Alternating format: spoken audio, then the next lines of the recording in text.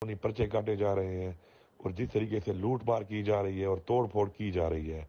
میں سمجھتا ہوں کہ ان حالات کو اگر بند نہ کیا گیا تو پاکستان میں جو الیکشن کا انعقاد ہو رہا ہے، یہ پاکستان میں اور بین الاقوامی سطح پر یہ الیکشن ایک سوالیہ نشان بن جائے گا۔ اس وقت پاکستان کی سب سے بڑی ضرورت پاکستان کا استحکام ہے۔ آج جو پاکستان کی معیشت کا حال ہے، جو ہماری ایکسپورٹس کا حال ہے، اس کے علاوہ جو ملک پہ بے روزگاری ہے، 12 لاکھ سے زیادہ ہمارے پروفیشنل لوگ ایک سال میں ملک چھوڑ چکے ہیں۔ جس طریقے سے مہنگائی کی حالت ہے، چاہے آپ اشیاء خرد و روش کو دیکھ لیں، چاہے آپ پیٹرولیم کو دیکھ لیں، چاہے آپ بجلی کو دیکھ لیں، ہر سیکٹر میں اتنی مہنگائی ہو چکی ہے کہ عوام کا جینا محال ہو چکا ہے۔ تو میں سمجھتا ہوں کہ پاکستان کو ان سب چیزوں سے نکلنے کے لیے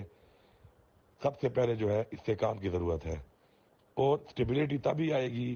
نیشنلی اینڈ انٹرنیشنلی جبکہ ایک فری اینڈ فیئر الیکشن ہوں گے۔ کسی الیکشن کے اوپر اگر سوالیہ نشان ہو تو اس الیکشن کی کوئی حیثیت نہیں ہوتی اور اس الیکشن سے ملک میں استحکام نہیں آتا۔ میری یہ گزارش ہے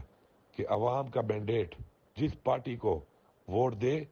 ان کو پورا موقع دینا چاہیے عوام کو کہ اپنی مرضی سے اپنی مرضی کے لوگوں کو چنیں، اپنی مرضی کی حکومت بنائیں، تاکہ ہم ان حالات سے، جن حالات میں ہمیں پچھلی پی ڈی ایم کی حکومت نے پچھلے 1.25 سال میں دھکیل دیا ہے، ہمیں ان سے نکلنے کا موقع مل سکے۔ میں آخر میں ایک بار پھر تمام ذمہ داران سے اور تمام جو انٹرم گورنمنٹس ابھی بنی ہوئی ہیں، جو کہ انٹرم گورنمنٹس نہیں ہیں بلکہ پی ڈی ایم کے ایجنڈے پہ کام کر رہی ہیں، ان سے پنجاب میں اور کے پی میں، اور اس کے بعد جو آگے ہماری انٹرم گورنمنٹس قائم مقام حکومتیں بنی ہیں جن کا کام الیکشن کرانا ہے، ان سے ایک گزارش ہے کہ صاف اور شفاف الیکشن